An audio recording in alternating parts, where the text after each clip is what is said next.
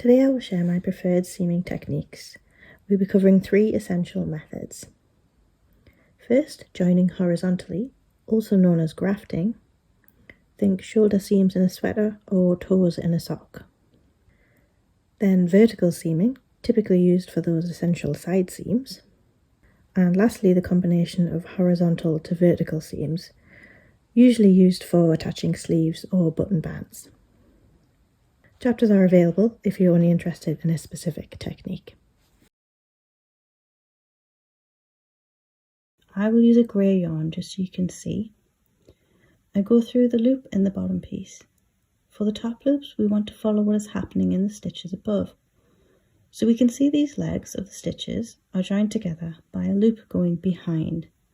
So following that pattern, I will create a V with the stitch legs.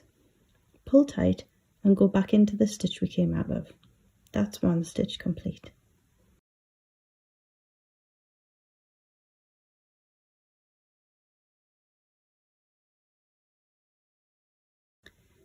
The next stitch we do the same thing.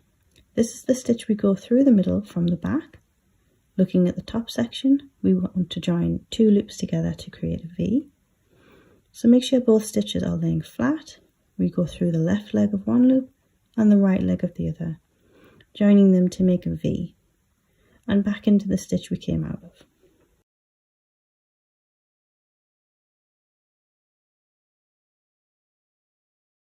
One more time, into this stitch from back to front, line up the 2 stitches above, join them together, and then back down into the original stitch.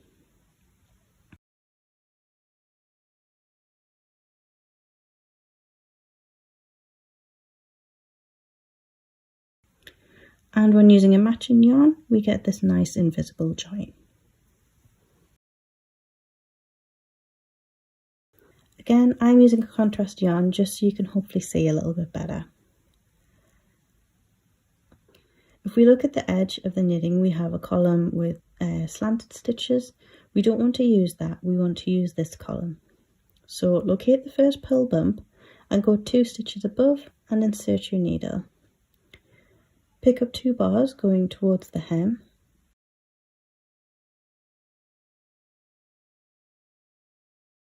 Now for the other side we will work upwards.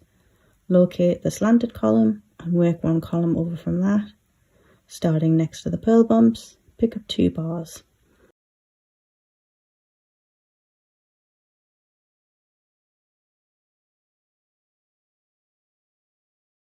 Then we can tie a knot. And it gets easier from here, we're just going to be working upwards. So back to the original side, insert your needle where your yarn is coming out. Pick up 2 bars. And then same on the other side. Find out where you left and insert your needle there. Pick up 2 bars.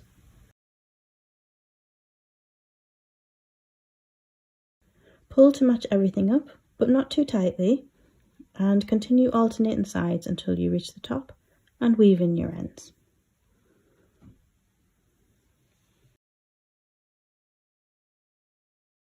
Okay, so we have these 2 panels and we want to attach this side to this side here. So we want them to be like this.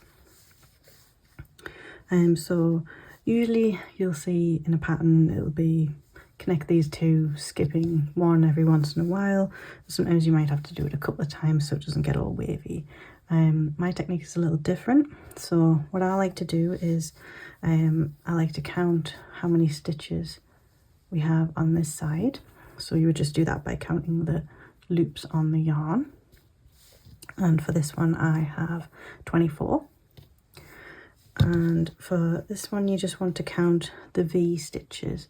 But if you struggle to do that, what you can do is you can just pull it apart like we did for mattress stitch, and you can just count the bars instead if you're struggling to read your stitches or that's not something you've done before. So I have 37 bars or stitches and we need to attach that to 24 loops.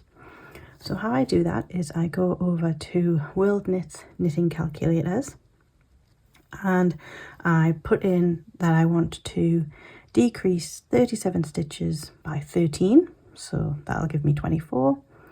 And then I will get a knitting combination, so it says knit 1, knit 2 together, knit 2 together, knit 1 times 10, and then knit 2 together at the end. So how we actually do that on the piece, let's have a look.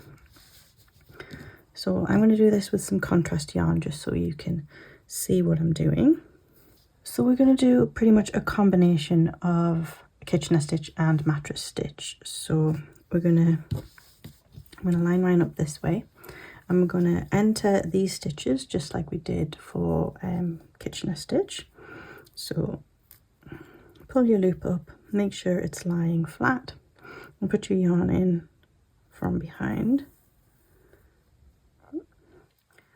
And then going up into here, so the first step is to knit 1. So, and just like with mattress stitch, we don't want to be stitching into this wavy line here. We want to be stitching into the first line where we can see all of the bars. So if I stretch this out, you see the bars are inconsistent and weird. So this is where we want to be stitching in. So we knit 1, so I'm going to pick up 1. And pull them close together, and then we enter the stitch like we did for Kitchener stitch, so front to back.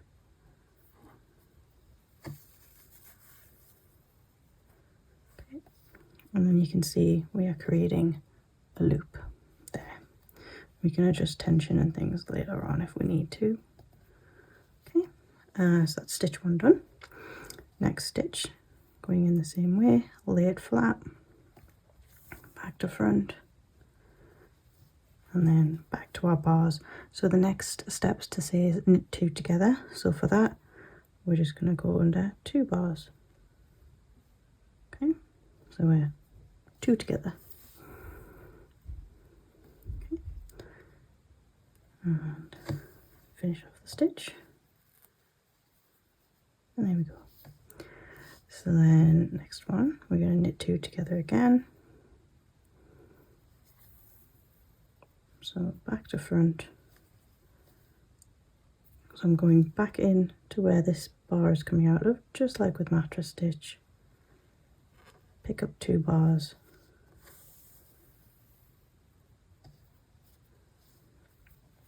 And then back into the stitch to create that V. Okay. And next one, knit 1, so into the stitch from back to front, going under 1 bar,